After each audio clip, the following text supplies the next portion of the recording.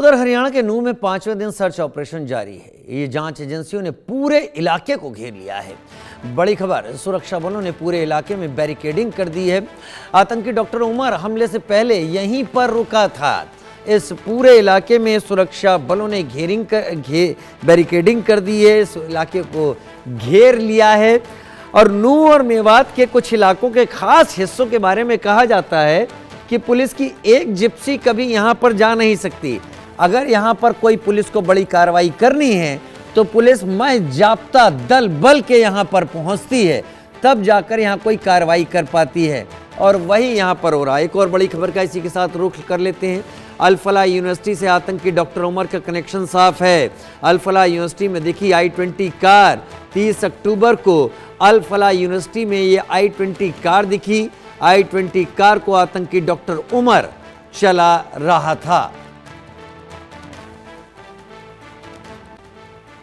अल फलाह university से आतंकी उमर का कनेक्शन। अल फलाह यूनिवर्सिटी में यह i20 कार जो आपको दिख रही है, इसी में ब्लास्ट हुआ था।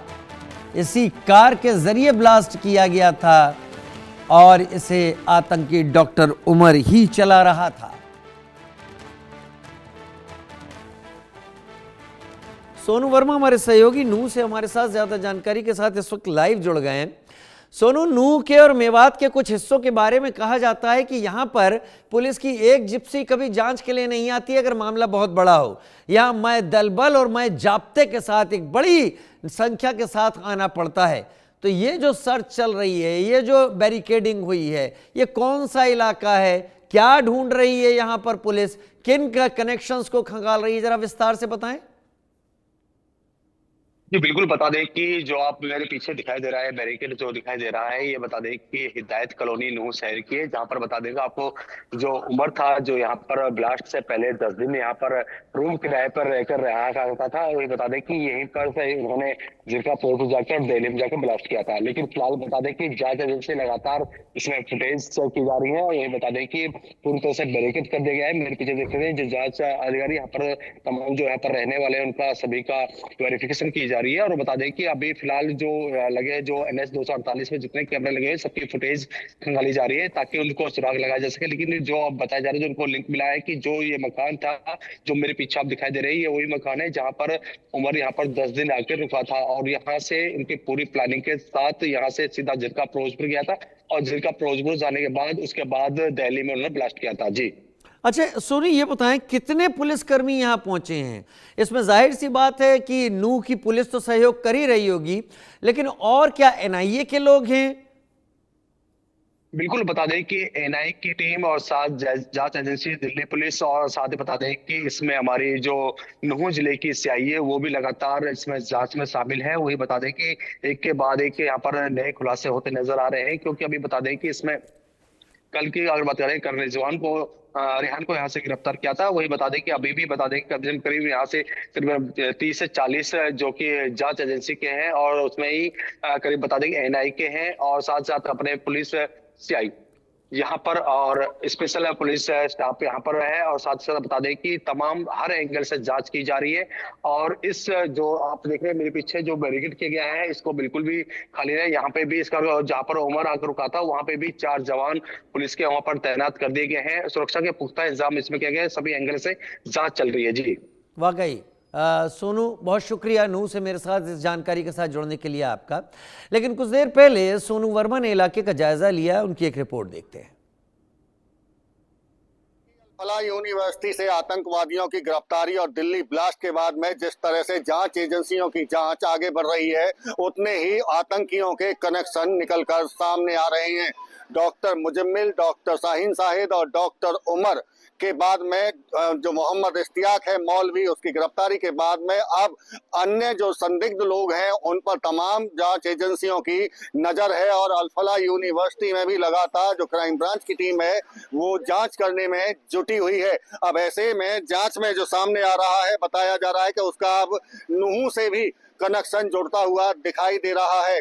कहा यह जा रहा है कि 10 दिन के लिए जो डॉक्टर उमर है जो i20 कार लेकर दिल्ली जिसने ब्लास्ट किया था, वो 10 दिन नूहू जिले में किसी गांव में रहा था और उसका भी अब सीधा कनेक्शन इसी अल-फलाह यूनिवर्सिटी से जुड़ता हुआ दिखाई दे रहा है। और यहाँ इलेक्ट्रीशियन के तौर पर काम करने वाले एक व्यक्ति ने डॉक्टर उमर को अपनी साली के वहां गांव में कमरा किराए पर दिया था। जो I-20 कार है वो लेकर उस कमरे पर भी वहां पहुंचा था, क्योंकि जिस दिन दिल्ली में ब्लास्ट हुआ उस वक्त नूहू से I-20 कार जाती हुई दिखाई दी थी और उसके बाद में फरीदाबाद के रास्ते होते हुए दिल्ली पहुंची थी। और इसके साथ साथ में और अन्य, चाहे कंप्यूटर ऑपरेटर की बात करें, इलेक्ट्रीशियन की बात करें, और इसके साथ साथ में जो अन्य स्टूडेंट्स और फैकल्टी के मेंबर हैं उनसे भी अब क्राइम ब्रांच लगातार पूछताछ कर रही है। डॉक्टर शाहीन शाहिद और डॉक्टर मुजम्मिल के फोन की जांच करने के बाद में कई लोगों से व्हाट्सएप पर कॉल और चैट मिले हैं और उन्हीं चैट के आधार पर उन तमाम लोगों पर अब शक और गहराता जा रहा है। जांच एजेंसियों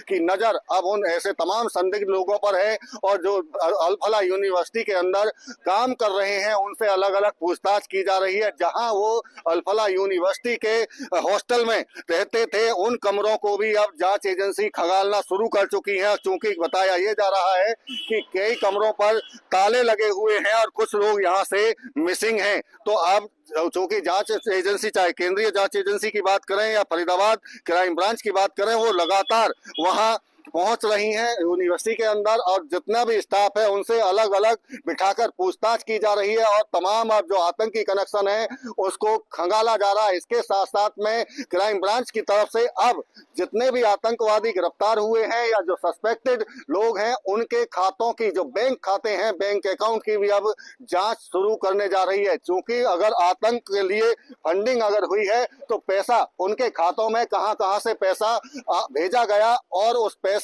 को कहां खर्च किया गया, अब ये भी क्राइम ब्रांच की तरफ से जांच शुरू की जा रही है। तो ऐसे में अब तमाम तस्वीरें धीरे धीरे साफ होती हुई नजर आ रही हैं कि आतंक का गढ़ बन चुकी ये अल-फलाह यूनिवर्सिटी में और कितने आतंकी बनाए गए हैं, ये भी एक बड़ा सवाल है और एक बड़ी चुनौती जांच एजेंसियों के भी सामने कि फरीदाबाद जैसे शहर में एक अल-फलाह यूनिवर्सिटी के अंदर जो व्हाइट कॉलर टेरर मॉड्यूल सामने निकल कर आया, अब इसमें और कितने डॉक्टर और कितने स्टूडेंट्स और कितने फैकल्टी के लोग शामिल हैं। इसके साथ साथ में चूंकि स्थानीय लोगों पर भी अब नजर जांच एजेंसियों की है, स्थानीय लोगों की तरफ से क्या मदद आतंकियों की गई, कहां जिस तरह से 2 जगह डॉक्टर मुजम्मिल ने कमरा किराए पर लिया, एक कमरा 4 किलोमीटर अल-फलाह यूनिवर्सिटी से दूर फतेहपुर तगा गांव में, जहां एक मौलवी इस्तियाक का मकान और उसमें से 2563 किलो अमोनियम नाइट्रेट बरामद हुई। लेकिन उससे एक दिन पहले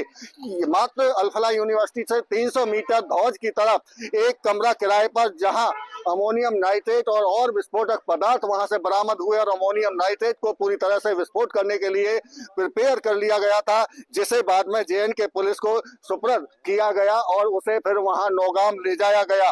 और आतंकी डॉक्टर मुजम्मिल और डॉक्टर शाहीन शाहिद को भी वहां कड़ी पूछताछ उनसे की जा रही है और उनके पूछताछ के आधार पर ही तमाम जो केंद्रीय जांच एजेंसी, करीब 1 दर्जन से ज्यादा जांच एजेंसी अब तमाम चीजों की जांच कर रही है। और इसके साथ साथ में अब हरियाणा सरकार की तरफ से भी अल-फलाह यूनिवर्सिटी पर एक्शन शुरू हो चुका है, यानी कि हरियाणा सरकार के रेवेन्यू डिपार्टमेंट की तरफ से भी 70 एकड़ में फैली यूनिवर्सिटी की पैमाइश की गई है और पैमाइश के बाद में बाकायदा जो बिल्डिंग प्लान का जो नक्शा था वो उसकी भी अब जांच उच्च अधिकारियों को वो बिल्डिंग प्लान का नक्शा सौंप दिया गया है। क्योंकि 1997 में जब इस इंजीनियरिंग कॉलेज की नींव रखी गई थी तो उस वक्त में जो बिल्डिंग प्लान बनाया गया था, जांच इस बात को लेकर हो रही है कि आखिर वो प्लान के हिसाब से बिल्डिंग बनाई गई या नहीं बनाई गई। क्योंकि बिल्डिंग जहां बनाई गई है वो 20 एकड़ एरिया है, 20 एकड़ एरिया के बीच में 2 एकड़ में पार्क बनाया गया है जो उस बिल्डिंगों के बीच में है और उस पार्क को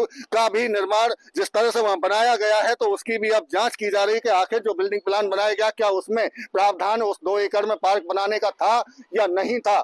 इसके अलावा पॉल्यूशन डिपार्टमेंट की भी नजर अब अल-फलाह यूनिवर्सिटी पर है, क्योंकि केमिकल वेस्ट यहाँ से जो निकलता है क्या उसको पूरी तरह से डिस्ट्रॉय किया जाता है या नहीं, क्या पॉल्यूशन उसकी अल-फलाह यूनिवर्सिटी की तरफ से कोई फैलाया जा रहा है या